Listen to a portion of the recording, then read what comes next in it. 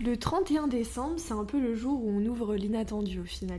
Mais paradoxalement, on boit souvent toujours la même chose. Du champagne, du crément, du champagne et encore du crément. Et si cette année on sortait un peu des sentiers battus, comme on aime beaucoup le faire chez 3x20, on a eu envie de vous proposer un épisode un peu anti-routine pour terminer l'année avec curiosité plutôt qu'avec automatisme. Ah bah oui, t'as raison, il y a tellement de vins incroyables qui sont parfaits pour le réveillon, mais qu'on oublie complètement. Alors aujourd'hui, on s'est dit qu'on allait vous faire un petit tour d'horizon, des pépites sous-estimées pour commencer l'année un peu autrement. Des vins, ouais, comme tu disais, surprenants, différents, mais toujours délicieux forcément. Des vins qui ont du caractère au final, du charme et surtout l'effet wow. Mais c'est quoi ce truc qu'on aime bien avoir justement pour la nouvelle année? En gros, les vins parfaits pour lancer une discussion autour de la table.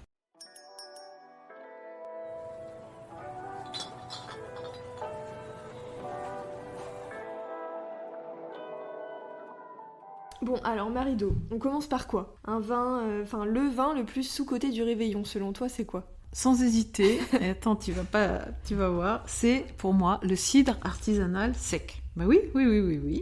J'ai bien dit du cidre, mais pas le cidre sucré dégoûté d'enfant. Hein. Ouais. Je parle du cidre fermier, un peu tannique, avec une vraie structure. Finalement, c'est un peu comme un vin blanc sec, mais avec ce côté un peu rustique, pétillant, hyper vivant. C'est vrai qu'on n'a pas l'habitude d'en voir sur les tables des réveillons, en fait.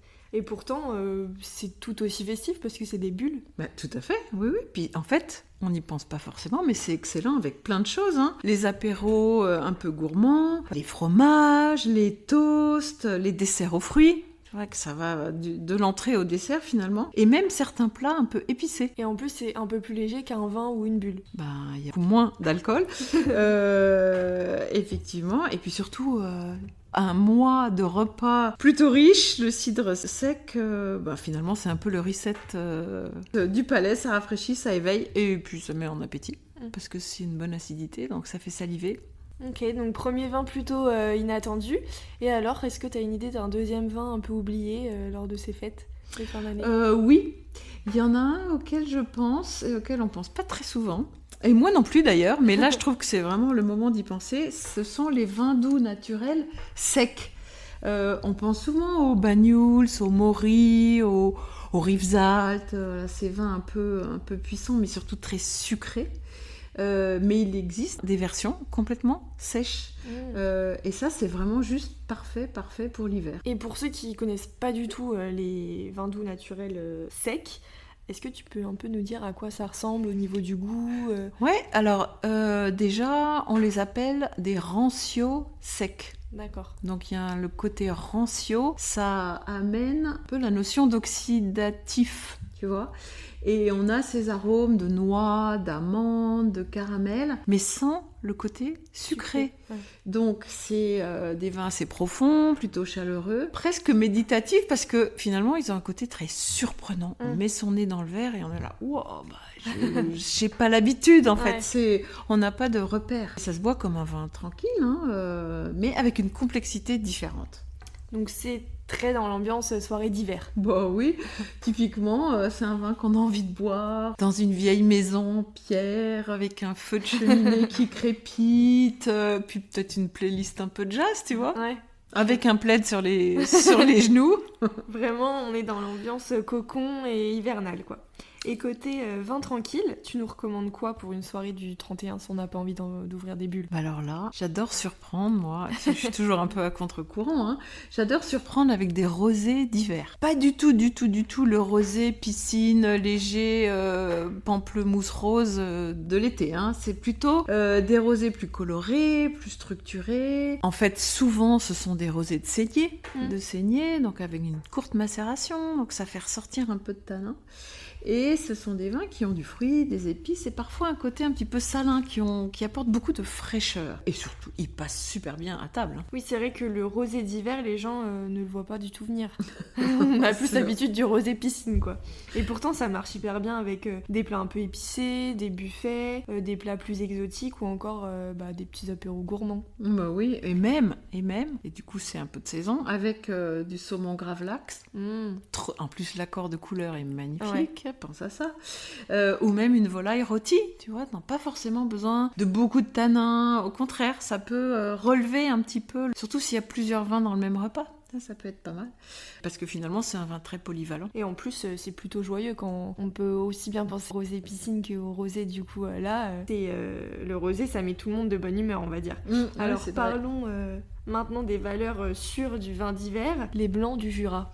Ah oui, les blancs du Jura. C'est un bonheur. C'est un bonheur un peu pour les initiés. Mais après, pour être initié, il faut peut-être commencer l'initiation et se lancer. Quand on pense aux Savagnin, ou des Savagnin chardonnay, les vins élevés sous voile, les houillés, les non houillés. Ouais, tout ça, c'est des mots qui ne viennent que du Jura. Et il y a un monde un peu particulier autour de ces vins-là. Et je trouve que il faut mettre le pied dedans et se laisser guider petit à petit. C'est des vins qui ont de la carrure. On ressent des arômes de noix, de curry, d'épices, de noisettes, de beurre. Voilà, c'est un monde un peu à part, mais qui est un peu fascinant, qui fait un peu peur, que c'est des choses un peu particulières, mais qui est vraiment fascinant. C'est vrai que c'est une région qui surprend aussi parce que tout le monde ne connaît pas les vins du Jura.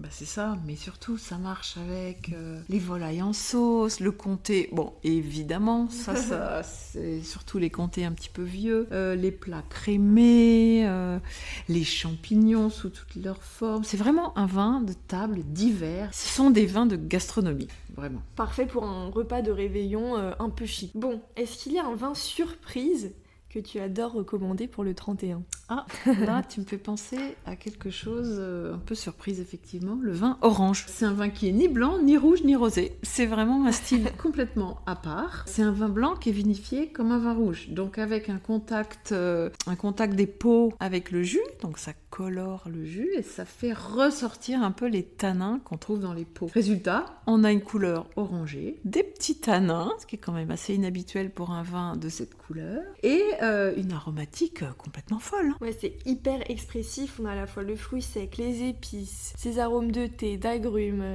Ouais, c'est ça. Puis c'est génial avec la cuisine asiatique, tous les mets épicés, certaines charcuteries. Moi, j'adore avec le fromage, je trouve ça vraiment super. Voilà, et puis surtout, c'est un vin qui suscite toujours tout un tas de réactions. C'est inhabituel. Donc c'est le vin parfait pour briller en quelque sorte pour la fin d'année. Ça peut jouer ce rôle-là très très très clairement. Voilà, et vous le posez sur la table et tout le monde veut savoir ce que c'est. En gros, c'est ça. Et on termine avec les rouges peut-être ? Oui, mais alors pas n'importe lesquels. Disons plutôt les rouges légers, les rouges frais, croquants. Un peu ceux qu'on peut boire toute la soirée sans être assommé. Tu vois, pas des vins trop puissants. Par exemple, un Pinot Donis ? Bah ouais. Pinot Donis, avec ce truc un peu poivré. Ouais. La Mondeuse, le Poulsard, certains gamets, des vins juteux, vibrants, finalement assez festifs. Hein. Et ça va super bien avec les buffets du réveillon, encore une fois. Oui, bah quand on a plein de choses différentes sur un buffet, il faut des vins qui arrivent à se glisser un peu partout. Sans leurs tanins, tu vois, qui laissent les tanins au vestiaire et qui arrivent avec juste du truc un peu polyvalent, un peu lisse, voilà, qui vont bien avec des viandes froides, des fromages, des plats végétariens. C'est le rouge de fête un peu par excellence. Hein. Bon, au final, le 31, c'est un peu le moment idéal pour ouvrir autre chose que ce qu'on ouvre d'habitude, quoi. Eh oui, absolument. C'est le moment où on peut se permettre un peu la surprise, l'originalité, parce qu'il y a plein de vins qui méritent leur moment de gloire, finalement, et c'est peut-être le moment de les mettre sur un piédestal et de ranger ceux qui sont plus évidents pour un autre moment de l'année. Bon, et bien on espère qu'avec cet épisode, vous aurez eu envie d'être curieux, parce qu'un réveillon, c'est aussi ça, tester, puis discuter, découvrir, ouvrir des débats. Et surtout se faire plaisir.